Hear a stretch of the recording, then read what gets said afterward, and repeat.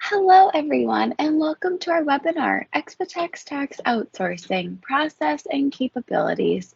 First and foremost, we hope that you and your loved ones are happy, healthy, and staying safe. For today's webinar, Wolters Kluwer Elliot Becker will walk us through an overview of Xpitax Tax Outsourcing services, including the outsourcing process and the 7216 consent form. After that, we will hear from Wolters Kluwer Drew Thomason and customers Lauren Somerville, Senior Processing Specialist at Aprio, and Patrick Strausbaugh, Managing Partner at CPA, as they share their experiences and best practices with Xpitax Tax Outsourcing. Before we begin, I do have a few housekeeping items to cover. You'll have the opportunity to submit questions by typing them into the questions pane of the control panel. We'll be answering questions at the end of the session. If we don't get to your question during today's webinar, we will be sure to follow up afterwards. And if you would like a copy of today's recording, please email taana-webinars@wolterskluwer.com. So with us today, we have Elliot Becker, Senior Technology Sales Support Specialist at Wolters Kluwer, and Drew Thomason, Field Sales Manager at Wolters Kluwer. You will hear from Elliot in a brief moment, and later in our presentation, you will hear from Drew along with our esteemed customer panel. And as I mentioned, we are honored to have two guests with us today, both of which use Xpitax Tax Outsourcing. Lauren Somerville, Senior Processing Specialist at Aprio, and Patrick Strausbaugh, Managing Partner at CPA. We are very excited to have them joining us today and to share their experience with Xpitax Tax Outsourcing. So for today's agenda, we will begin with an Xpitax overview presented by Elliot Becker. And then we'll move into our client panel where you will hear firsthand from your peers and our customers.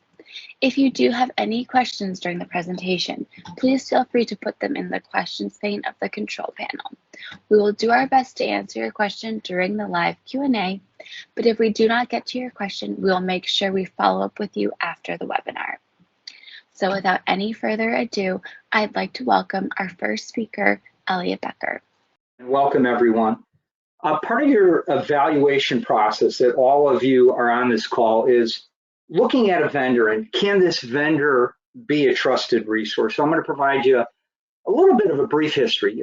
Who are we? What are we doing for maybe some of you folks that don't know about us?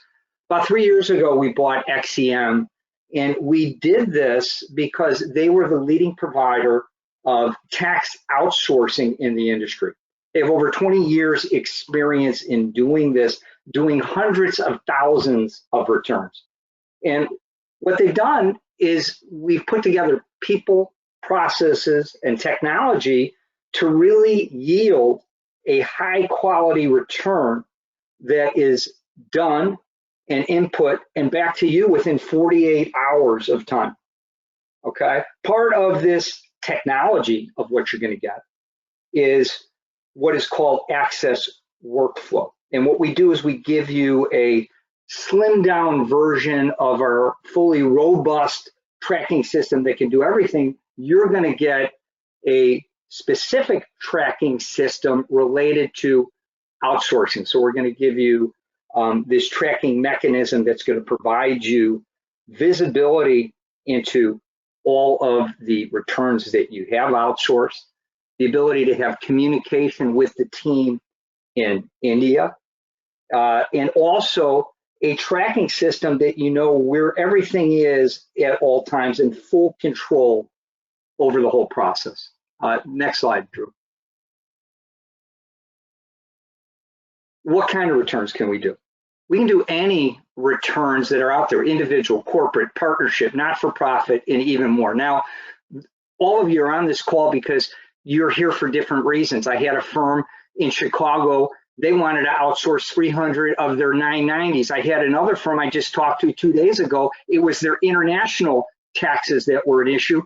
I had another firm that had to outsource 1,000 1040s because the compression season was what was really driving their firm. So the message here is that we really can help you in all kinds of ways. And when we're done, you're going to be able to talk to your specific rep, and they can tailor a package to your needs.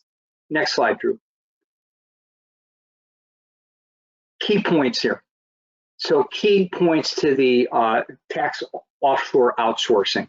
Drew mentioned one of the things is a 7216 consent form is required for the 1040 family of returns.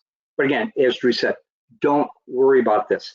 People, process, technology, and training, we're going to give you a turnkey system that we're going to walk you through this process. We've done this with thousands of firms over the last 20 years. We've made this process easy. What's some of the secret sauce of what we do is our processes. You're going to get a dedicated team devoted to your returns, a dedicated preparer, a dedicated reviewer. They're going to be getting better as the tax season goes on. Again, trusted vendor. We've been doing this for over 20 years. And just to kind of give you an idea on pricing, this is like the average price of a return. We calculate returns based on, the complexity. How, you have more data in a bigger return that's going to cost more. You have less data in a smaller return. A kitty tax is going to cost less. So, when you look at this average price, the kitty tax returns is going to be way less. Something that's more complicated, it's going to be a little bit more. But this is giving you kind of a gauge of where we would fall. The other aspect, we're going to get your returns back to you 48 hours.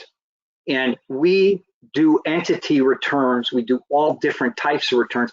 During extension season now, this is when we're doing a lot of those entity returns. So next slide, Drew. Who can we help on this call? So if you are a Wolters Kluwer shop or you're using either Pro System Tax or Access Tax, we can help you. Thompson shop, we can help you. UltraTax, Go System, Lacert. XCM has been doing this for 20 years. We got people that are trained specifically on your software, and they're going to be expert on it and knowing it and using it. That's what we do. So these are the softwares that we work with. Now, in terms of this is critical for quality. We have two guys on the phone. They've been working with our department for like 20 years. It's Ray Barlow and David Harris, and they do these quality audits every year. And in terms of where you see quality, that means that based on the source documents that you gave us, when they do this audit each year, they're seeing that 99.44% of the time, the data that you gave us is entered correctly into the return. Not only that, you look at the turnaround time, 99.81% of the time, you're getting this return back in 48 hours. And by the way, 94% of the time, it's less than 24 hours. So critical. Now, the piece of this that also is important is that since we bought XCM, we've doubled the bandwidth of what we're able to do. And when David and Ray, they know how many returns we can do. When they hit that critical number of how many returns do we have bandwidth to achieve these quality numbers, we will not accept another return beyond it because we will not let our quality drop. Last year, we ran out in September of our bandwidth. And even though we've increased our bandwidth this year, we're probably on course sometime in September to run out again. So again, it's a limited resource. Please, next slide. So what is the process? So we're going to go through high level in a nutshell. Who are the people that are working for you? So if you notice, this is a pod. This is part of our processes.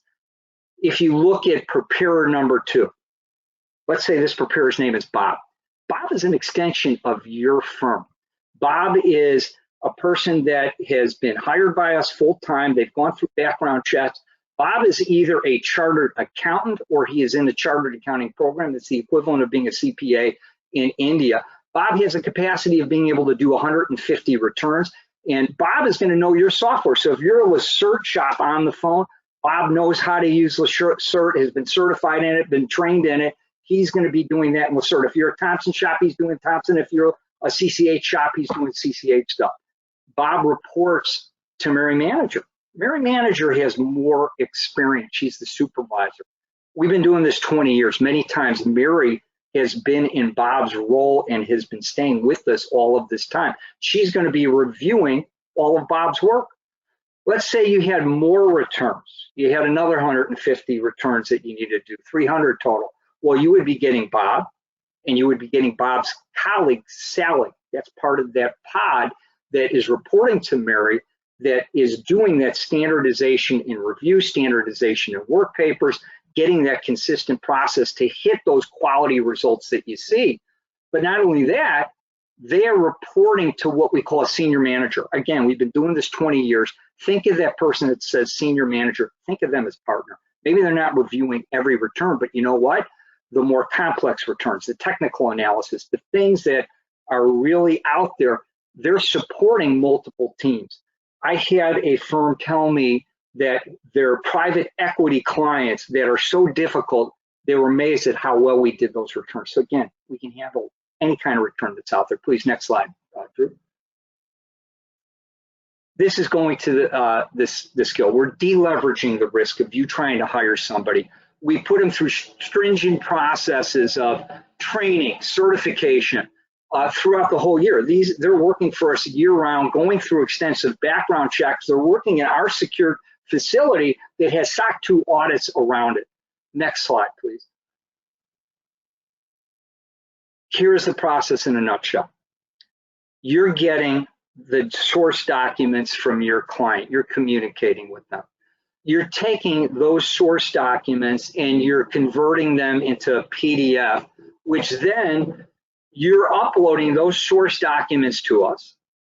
You're also uploading the tax file. So if you are a Lacert shop, you're uploading your Lacert file. If you're a Thompson shop, you're uploading your UltraTax file. Or if you're a PFX shop, you're uploading your PFX tax. But guess what? If you're an Access tax client, you don't have to upload a tax file. We actually can put security around things and do it in your actual Access tax return.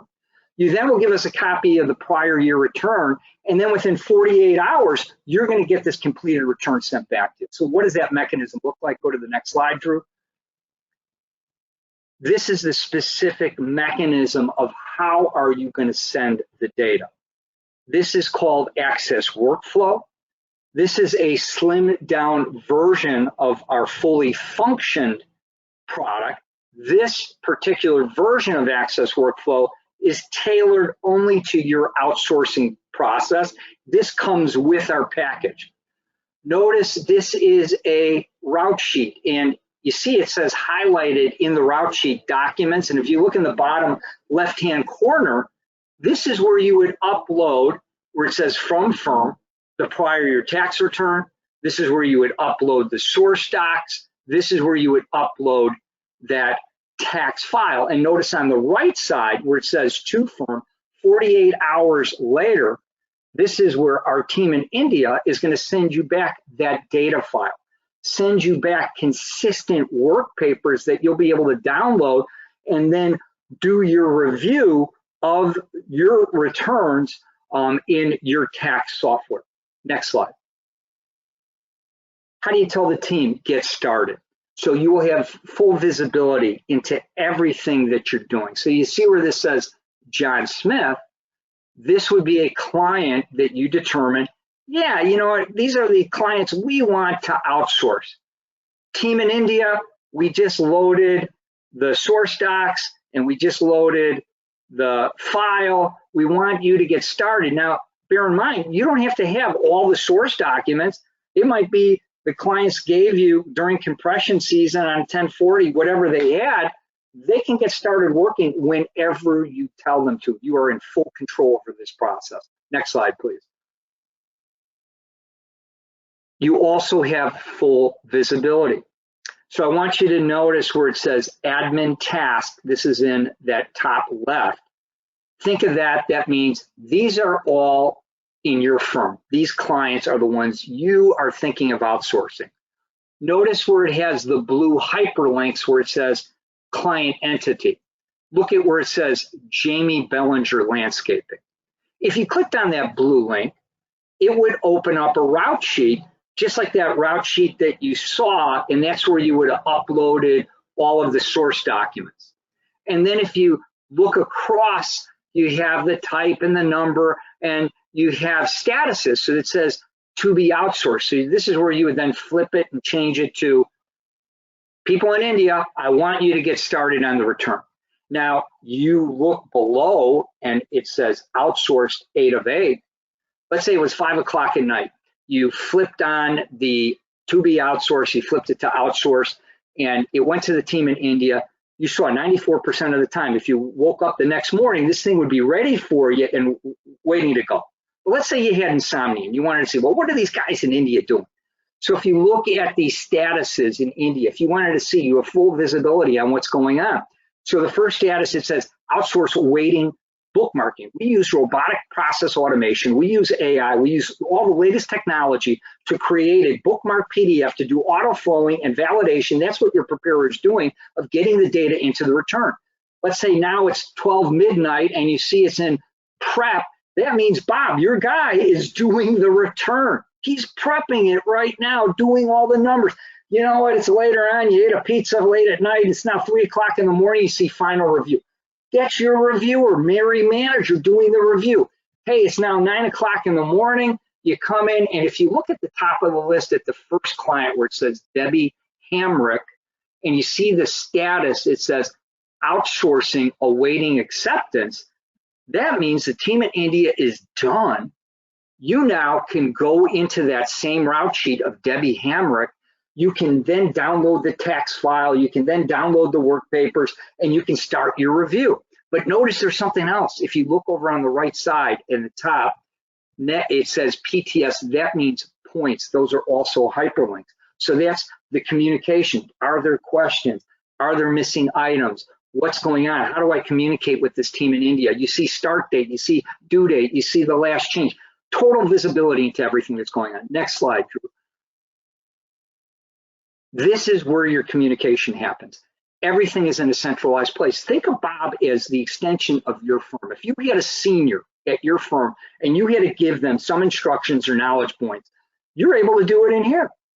If they had questions, they're able to do it here. There's no emailing. Again, these folks are operating 12 hours different than you. So you're not calling them and sending emails. I hate emails. Go try to find an email when you need it in multiple hundreds, maybe even thousands of emails if you're a partner, and try to find something. Here, everything is in one place, consistent, organized, and not only that, you see where it says missing items. They're going to tell you the missing items. I have firms that during compression season tell me what they love to do. If you see these boxes next to where it says missing items, they would put a check mark in those boxes. It would then, in that grayed out area where it says create an email, open up an email, and if you hit the next slide, Drew, it gives your firm the ability to communicate with your client, letting them know the missing items.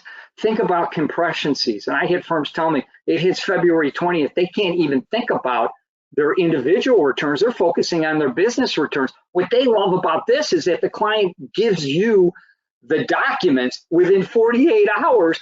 You're putting this through and sending the client a missing item list right away. Great client service. They love this. So again, just wanted to kind of share this with you. Next slide, Drew. Consistency in work papers. This is going to help you in your process. You're always responsible for the final review. You're always responsible for signing and e-filing the return, okay? You saw in that communication piece, if you have review notes and things of that nature, you're able to communicate with those people in India that are on your team and go back and forth in that way. But this is going to make your review a lot easier. Our qualities, because our consistency in process, our consistency in work paper, and you'll notice what happens is in a 1040, we're going to create a bookmark PDF in the order of a 1040 for you for your review. Not only that, the team in India has check marks and tick marks that they go through to make sure their quality process hits the metrics that David and Ray, they know are going to be auditing at year end. We're making sure we want to hit those metrics all the time of that quality that you see. And again, it makes consistency in work papers through that. Also notice, I want to really zero in on this piece. There's a rectangle red box around the numbers that you see in that W-2. Attached to this PDF, there's like a paper clip. It's on the left side. you'll have an Excel control sheet. And if you go to this next slide, the Excel control sheet ties to the numbers. So part of the quality process of what we do is that we're making sure that the data is entered in throughout the return accurately and double check.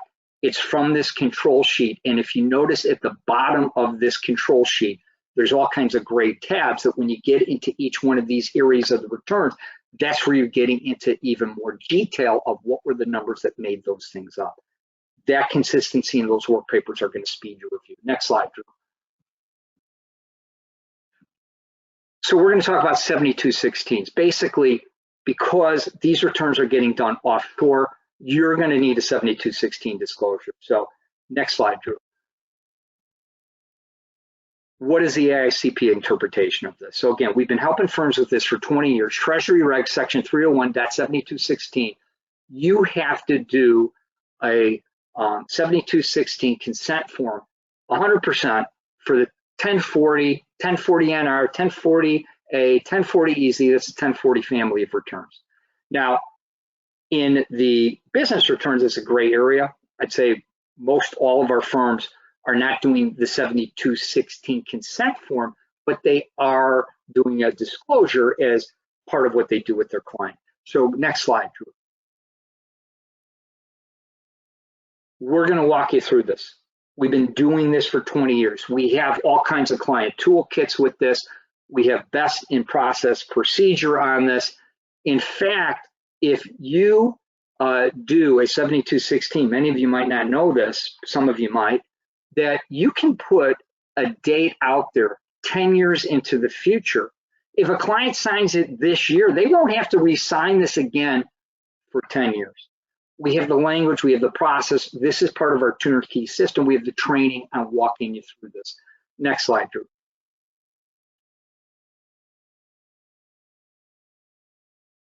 Our best practice is what we found. Anytime you do paper, and you guys know this already because COVID, you've seen it. You do stuff in paper, you're going to get a less positive response rate. Our experience has been 50% of the people are going to sign this if it's in paper. You do it digitally, we've seen over 80% generally signing this. Now, the remaining 15% that ignored it the first year, these are the same clients that ignore everything. It's not that they don't want to do it. You'll get them to sign this the next year. And it's a small percentage that might say, hey, we don't want to do that. And those are the returns that maybe you don't outsource. But I call your attention to this because this gives you guidance to maybe figure out how many returns can I outsource with you guys. So let's say, I'm just going to make the numbers easy. Let's say you had 1,000 returns you were thinking about as the population of returns that you could outsource. Then you might say, hey, year one, let's say that 80% will sign it. So 800 are what we will sign maybe to do the outsourcing because we'll know we'll get an 80% response rate. That's what we've seen over the years, and it's pretty accurate in what I've seen. Next slide, please. This is the language too in terms of disclosure, and I'm calling your attention to the box in here. Basically, you're telling your clients, you know what, we're just getting folks to help put data input into the return. You as a firm are still responsible for doing the review, doing the e-filing. It's just like if you hired a senior, you're doing the same things. People understand it. It's hard to get talent out there these days in the United States. This is some of the examples of the sample letters and things that we're going to provide to you. Next slide, please, Drew. The other critical thing, when you choose a vendor, this is important. We take data security extremely seriously. Our team that's in India is working in a secured facility that has SOC 2 audits. They're doing reviews not only of everything that happens inside that facility. For instance, all preparers and reviewers have to lock up their electronic devices. They go into a secure room that are in terminals that you cannot download anything, you cannot do any screen capture. They also, your data never leaves the United States. It's always here in the United States. And by the way, the mechanism, the access workflow tool that you're sending the data, we're also doing a SOC 2 audit on. Next slide, please. So what I've shared with you is people, process, technology. How are we doing things? you've already made the first step. You need to determine who's going to be at your firm part of this process. You've taken this first step by being on this meeting. We're going to help you out with the distribution of this, the communication, and we're providing a turnkey solution that will include the training. So I'm going to pass this over to Drew and look forward to hearing the folks on our panel discussion. Awesome. Thank you so much, Elliot. Great job as always. All right, folks. So now we are getting to the main course of the meal. Elliot's kind of given us a little bit of an appetizer of what the process looks like, how the service kind of is built out for you all. But we're going to talk about a few things really quick. So when we get into the client panel, a lot of the typical questions that come to us here at Wolters Kluwer, people ask a lot about employee perception. They ask about their clientele perception. You know, here in the Midwest, people don't believe in outsourcing in India, so we don't think we'll get anybody to sign this.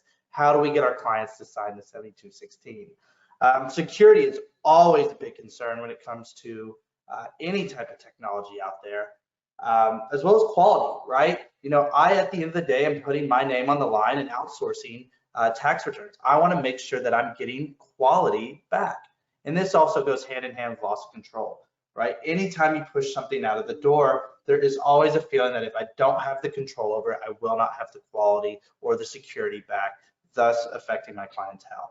So we're going to cover quite a few of these things as we go into it. But the first thing I really want you to start thinking about is building your strategy in your head as we start to hear from our panelists, right? So evaluate your situation within your office, right? How many clients do you actually have when you look at the 1040 world, let's say, right? Do you have the staff on hand that can kind of help manage this process? Can you afford to not have a process like this in place to help deal with compression between February and April?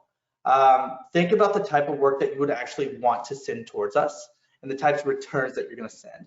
I'm sure all of us are sitting here going, I could probably send Bob's clients, right? Or I could send, you know, John's or Tammy's clients. So really kind of get a grip around who and what in your actual office you send to us. Then think about within your office, who's going to run point on this, right? Who's going to be our champion or our point person to make sure that we're successful with Xpitax, or just outsourcing in general, no matter who we use. The big one, going back to the 7216, how are we going to track the consent form, right? Do we have an Excel spreadsheet? Do we put it on engagement letters? Are we having them signed already? Do we just set it in place for just new clientele right now? So as we start organically growing and onboarding clients, do we go ahead and get it signed just as a get out of jail card for us? And then ultimately determine which returns are going to be sent and what the firm is going to do differently now that you have this lever being pulled. So with that, Alyssa, if you'll move to the next slide, I'm going to go ahead and bring back our client panelists, Lauren and Patrick. So thank you both for hanging with us for the first 30 minutes. And I'm really excited to kind of get into this back piece. So we do a lot of webinars throughout the years and just kind of throughout the year in general. And we always try to bring on different clients from across the country, big firms, small firms, medium-sized firms, kind of get the Goldilocks experience, right? That way anybody watching any of our webinars can ultimately comb through them and find the porridge that's just right for them. So there will be different opinions here, and everybody's firm is absolutely different. So I really want to express that what Lauren does may not be what Patrick does and vice versa, but it's ultimately what worked for them. So really, Lauren, I'm going to start with you since you're at the top of the page. And Patrick, I'm going to come to you with the same question. So I'm just going to go ahead and give you a heads up on it. But really, Lauren, what made you initially decide to outsource? Was it burnout? Was it looking to grow your business? Like, what was the thing that made you go, yeah, we've got to do this?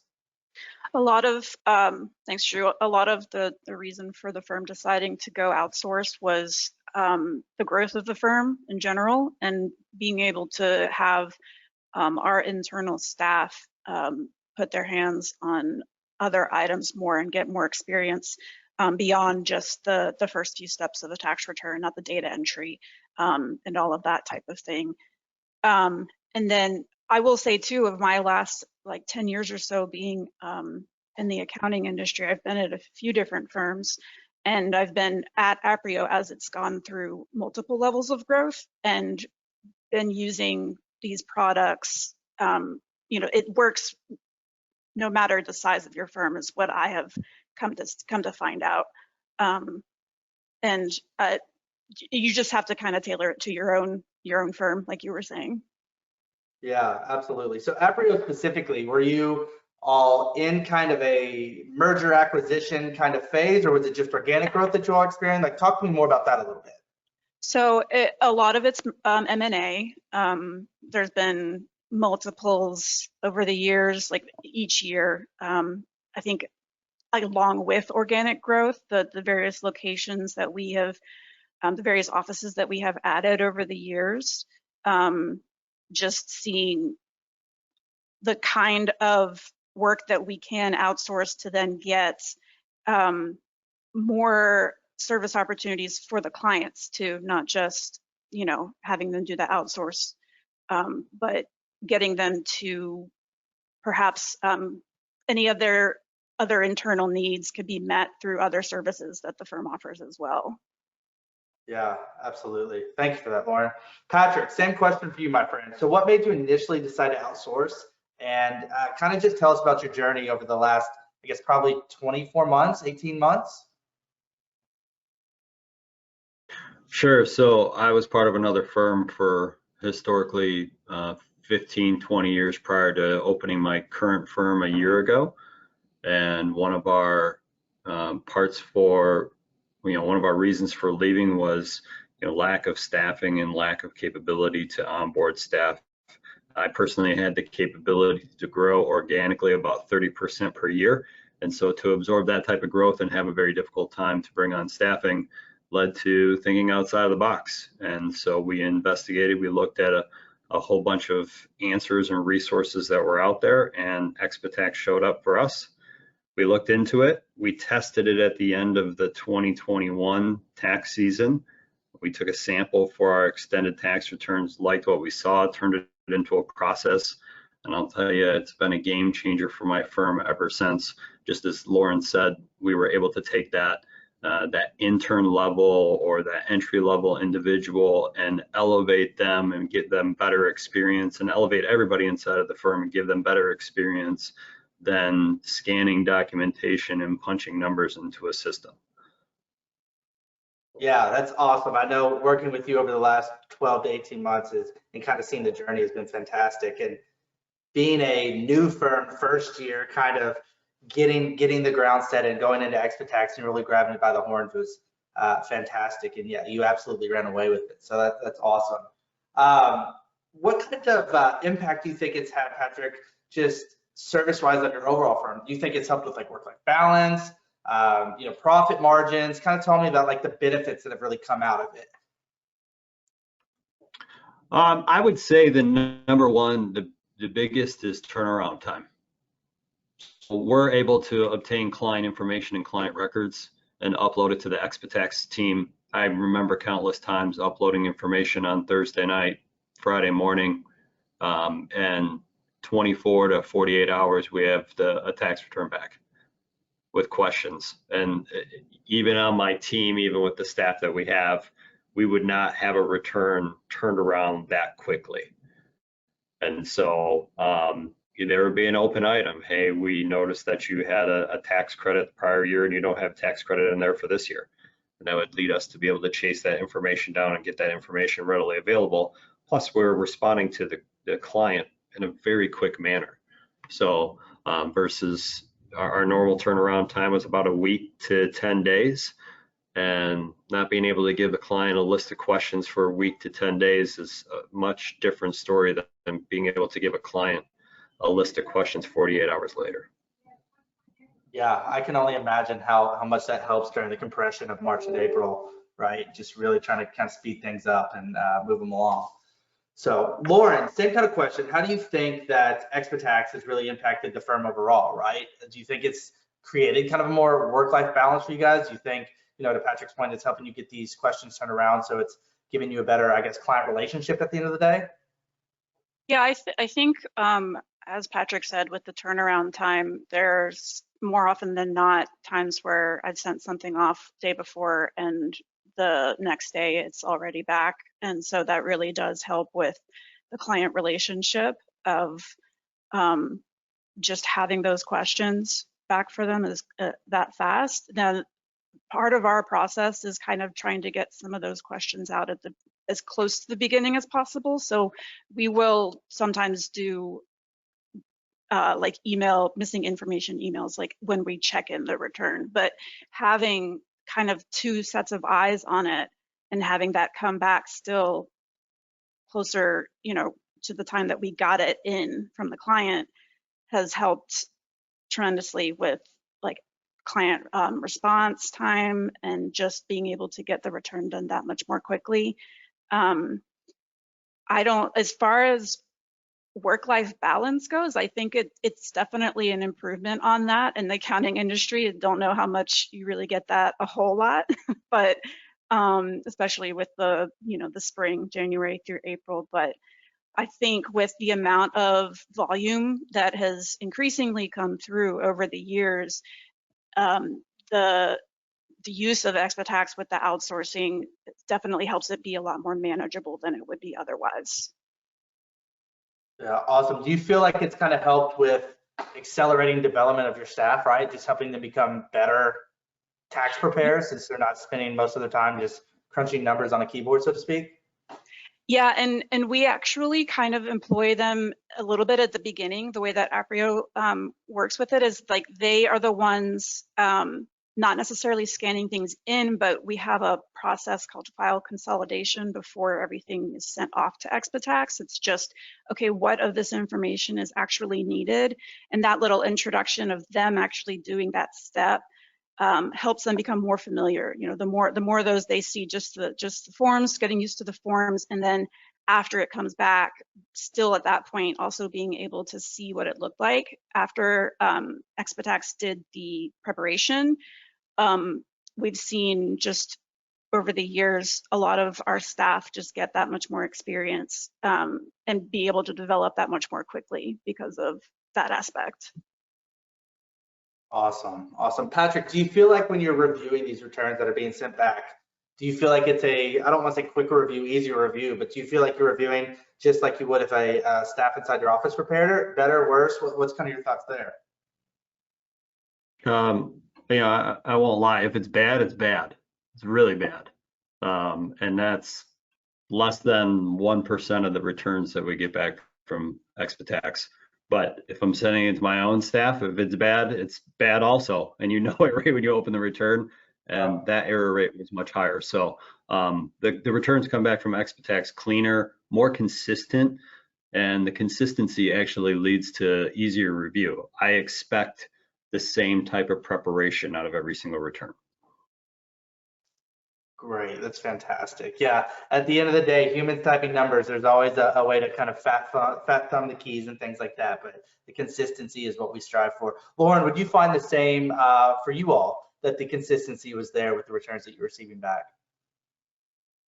Yeah, that's something that I'm not really a part of, but I've gotten feedback from other people in the firm on that note. And like Patrick said, if it is bad, it's pretty bad, but the level of consistency is much higher than what you would normally see internally. And I think also just, it's like, besides the consistency, there's a level of communication there as well, where you can actually like reach out to the people who have been preparing their return. Like I don't know how I think it's related to how Elliot was presenting everything earlier with the senior manager kind of, but having a team that you can actually reach out to as well is important to be able to understand any like mishaps or things that just need to be corrected.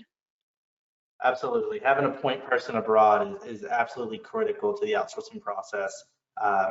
In our belief here at WK, not using robots, machines, having multiple people in and out of your turns, but a consistent point person. So I'm glad to hear that that's making a big difference for you guys. So switching topics here, 7216, right? That is kind of the, I don't know, the black sheep that always comes up, and folks have a lot of questions around like, what does it mean? How do we really interpret it? How do we plug that in and get our clients to sign? And you both have probably experienced this, these kind of thoughts at one point as well. So Patrick, why don't you talk to us about how you handled the 7216 within OCPAs? And then really kind of like, what did your clients say? How did they react? Like, what was your adoption rate? Just overarching thoughts around it. It was either yes or no, and we hit it head on. So we walked into it. We informed everybody, please be aware that there are staffing issues in the industry. If you're not, you've probably been, not aware of what's happening. We explained to the clients what was happening in the industry, that there's compression, it's difficulty in finding or replacing staff. So we've had to look to alternative sources, which are outsourcing. We offered them that option, or they could extend their return, and we could guarantee that we'd get them a return file by October 15th. And most of them understood and signed the documentation, no problem, and had it sent out. Those who refused also did not sign the documentation. We didn't outsource their tax return, and we stuck to our guns and told them they wouldn't get their return until around 10/15. So that's worked out pretty well. We've even had some people come back and say, I know we originally said we wouldn't sign, but can you get our return done now? That's awesome. That's awesome. Did you all put it in an engagement letter, or did you kind of a standoff? How did you all actually go about getting it signed? I called everybody. So I sent a form standard email out to each individual, and we did it in blocks. And then we just picked up the phone and dialed everybody after we sent the email out to them and had a personal conversation with them. Once they were done, we have an automated system that we do all of our engagement proposals through, and we just sent them an engagement letter and had them sign the document. Yeah, really that personal approach with the clients, right? That's what the accounting industry is all about, is client services. Lauren, how about you all? How did you all handle the 7216? So engagement letter wise, or just the form itself, we used it in engagement letters, and we've delivered those digitally for digital signatures for most of the firm. At the very least, probably most of the time we've been using the outsourcing option. So probably about at least the last 5 years or so. And of course, there's always clients, especially as we have even more mergers and acquisitions each year, new offices that get added, new clients from those offices are skeptical.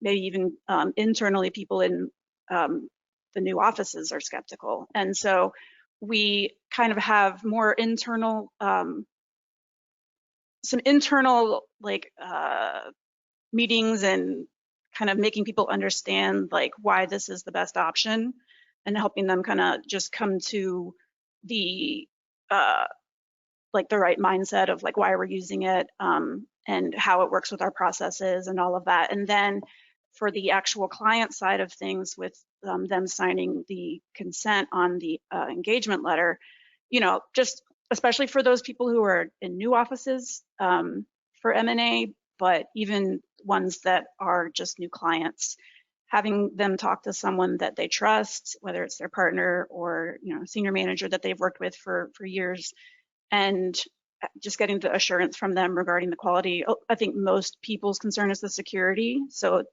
that the quality and the security is usually what people end up kind of stuck on.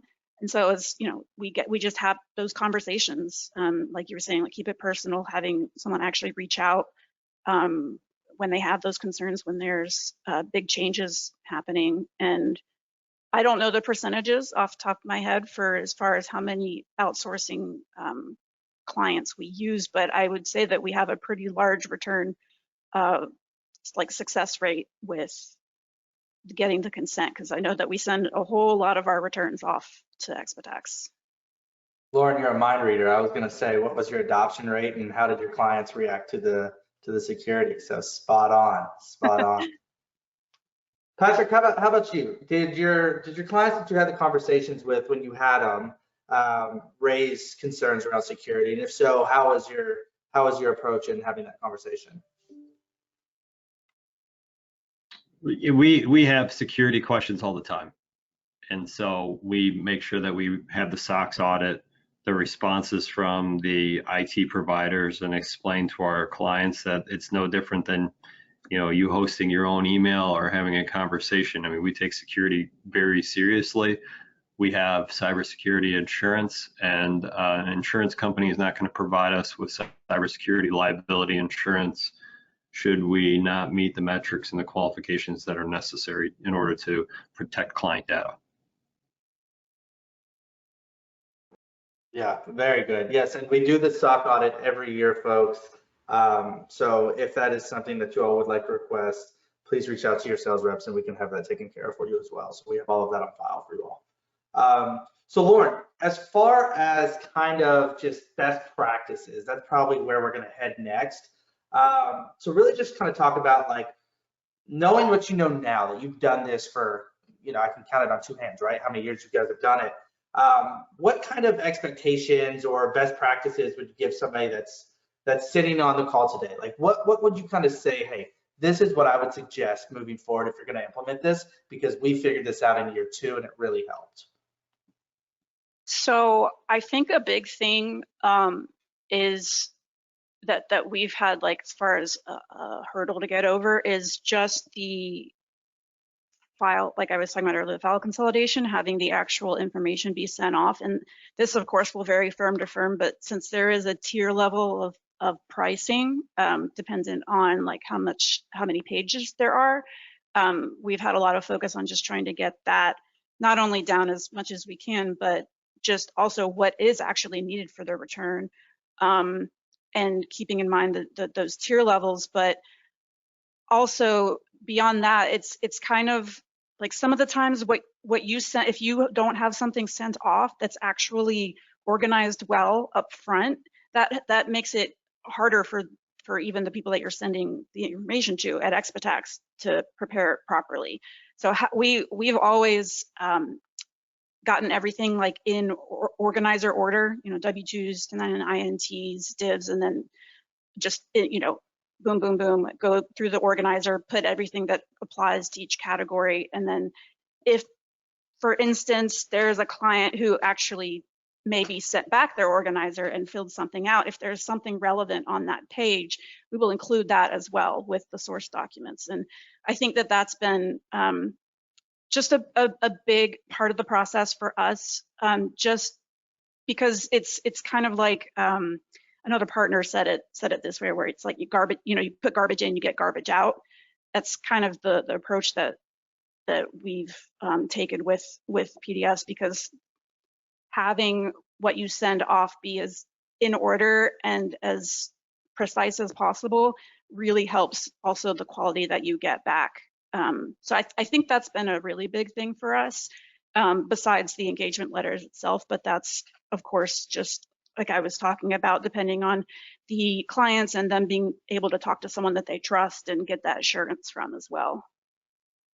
Yeah, who are you having do the kind of the initial sorting and kind of going through the prep of the documents on the front end? Do you have staff doing it? Is it admin staff? Who do you all use internally to do that? It is mostly staff. There are a few offices who have continued to do it with admin. I came from an office that did it with admin, so I'm very familiar with that part of the process. It really depends on how you want to utilize your people at your firm, because of course, no matter who's doing it, they're going to learn a lot of things. But if you don't want your admin taking more of that control, even further down the line, like beyond Xpitax, then it would make more sense probably for staff or like interns or staff to be the ones doing that. But if you're looking for maybe your admin to actually be developed more along the understanding accounting lines, or if someone is actually interested in doing that, it's not a bad idea to have them be part of the process. I'd say that having admin do it is initially, with my personal experience, more likely to yield more organization up front, because that's part of their job in general anyway, is to be organized. But it's still just all part of like who you want to learn and how you want them to learn is for that process. Patrick, how about you, my friend? Who do you have been internally kind of getting the documents in line on the front end? And then what best piece of advice would you give after this last year with Xpitax for yourself next year, for anybody looking to come on board? We actually created a new role inside of the organization because of Xpitax and the outsourcing process. I make it akin to a loan processor. When you call up and you apply for a mortgage for a house, you actually don't deal with the mortgage broker when you're submitting all your paperwork, your W-2s, your taxes, your whatnot. So we took that same adage. We actually hired somebody who was a loan processor at a mortgage company and brought her in, and she became our tax processor. So she would chase people down for a copy of their W-2 or some information that was available.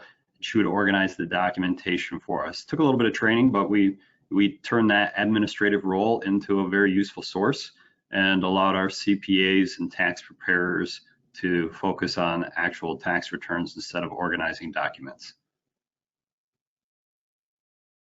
Very cool. And what kind of best practices slash, I guess, learnings did you have from this last year with Xpitax that you could share with us? First thing is we made sure that the documentation was reviewed after it left the tax processor's desk before it went into Xpitax. Xpitax charges per page, and you don't want to send unnecessary pages if you don't need to. And you don't want to send a return in that's blank. We had a couple of returns that went in, or organizers that went in, they were blank. There was no information, maybe one W-2. So 95% of the information was missing. We had one document. So to manage that process a little bit better was one piece of advice. And the other one was, as quick as you can get the information scanned, organized, and put together, get it into the process. You'll get a list of whatever you're missing, and it'll be as fresh in the mind of the clients as possible. So. Absolutely. So kind of switching gears, we're going to talk about two quick little things. I know we're kind of getting to the top of the hour, and I want to be respectful of everybody's time. So Lauren, question for you, and Patrick, the same question will kind of come to you as well. When you look at the type of returns that you guys have sent to Xpitax, is it 1040s? Is it kind of a mixture? I know you talked about this a little bit earlier, Patrick, with how you guys came on board. But Lauren, if you could kind of give us a synopsis of what your firm sends to us to prep for you all. Yeah, vast majority is definitely 1040s. I think that there are some more complicated businesses that go through, but there, as far as the numbers go, we definitely see a lot more 1040s than anything else. But yeah, 1040s and businesses are really the top two that we've pushed through over the years. Would you say your fees have gone up, down, or stayed the same since using Xpitax? And have you had anybody ask you to decrease their fees because you're outsourcing the work?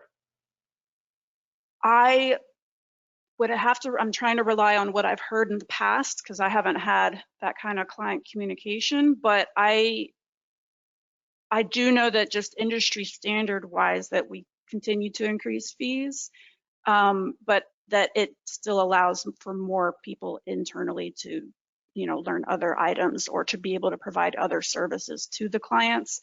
And I think that there have been at least one client maybe who reached back and was like, hey, can you, you're not actually preparing it, so why am I paying you this much? And that's the only time I've ever heard anything. So I think that is the vast minority rather than majority. Absolutely. Absolutely. Patrick, how about yourself? What type of returns do you actually outsource to us? All returns. We outsource 1040s, 1065s, 1120s, 1120, 990, 55, and we don't send any 5500s out. So every type of return that we do, including 1041s, and we have increased fees. We've increased fees year over year, and you're not paying for somebody to punch the numbers into a computer. You're paying for the person who reviews it, and you're paying for their time. That's our conversation with our clients. We've had some people fight back and say, we're going to take our stuff elsewhere. And a couple of days later, they call back and say, are you still keeping, will you still take us on as a client? So we I'm not going to say everybody said yes and didn't fight back on pricing, but at the end of the day, the pricing is definitely increasing, especially in our marketplace. Absolutely. You guys heard it here first from two individuals. You can raise your prices. It's okay. So, all right, I'm going to kind of leave with one final question for you all since we're coming up to the top of the hour, and then I'll have one that I'll answer in chat before we close out. But Lauren and Patrick, I'll ask you both, and I'll start with you, Lauren. What would you say is probably the ease of use, right? Would you say that getting started with Xpitax, going through the process, just in general, the way that it works, just easy to use for you all in your firm? Yeah, I think just even, I'm trying to think, like, even when we haven't been using workflow as our actual workflow, like the access workflow, it's always been an easy thing. As always with everything that's new technology wise that you're not familiar with, there's a learning curve, but the steps that you have to take in order to send everything off are very simple, and it's just a matter of understanding from where in your own document management system that you are pulling the items from, and at that point it's just waiting for the notification to come back and downloading it and moving it along the line. I really think, as far as comparing it to other technologies or softwares that we've had to get used to over the years, that it's definitely one of the easier ones that we have implemented, and it's very user friendly. I personally love the routing sheet in general, where I can just click on the side and it goes to whichever category I need, or I can just scroll all the way down through it just as a general option. But yeah, ease of use, definitely very user friendly. Awesome. Yeah, you don't hear that often with implementing new technology, so that's a wonderful thing to hear. Patrick, how about yourself? Kind of just final comments and just overall, thoughts on ease of use and getting it in place for you this past year. It's very user friendly. The dashboard is great to utilize. Our staff found it didn't matter the tenure, the age, or the demographic of our staff. They found it very easy to use, very easy to communicate with Xpitax, and very organized. Awesome. Thank you both for your time this afternoon. It's been just wonderful. We cannot thank you guys enough. There are a few questions that have come up in the chat, and I know we're getting right at time. One question I had for you, Patrick, from somebody in the audience that I think I may have skipped is, did you have to make any adjustments to the work papers that you sent on trust returns? We did have to summarize the information and do the accounting prior to sending it over, so yes. Okay. Awesome. And then I know I had another question out here on the domestic option. We do have a domestic option as well. That is housed here in Ann Arbor, Michigan. And if you have any questions on that, I know Patrick, you used it previously as well. So if we have any questions on that, absolutely reach out to your sales rep. They're happy to kind of walk you through the differences between our international offering that we've been discussing today, as well as our domestic option. Alyssa, I think with that, we have quite a few of our questions answered. If there's anything left, we'll get them, all the emails sent out to you. But Alyssa, if you'll come on and close us out, that'd be fantastic. Absolutely. Yes, as Drew mentioned, if we did not get to your question today, we will follow up afterwards. On behalf of our entire team, I'd like to thank our guest speakers for joining us today, and all of you for joining our webinar. We truly appreciate your time, and if you do need anything, you can feel free to reach out to myself at TAA-NA@webinars, TAA-NA@webinarswolterskluwer.com. For any other questions too, we'd be happy to help answer them. And with that, I will close us out, and thank you everyone. Have a great day.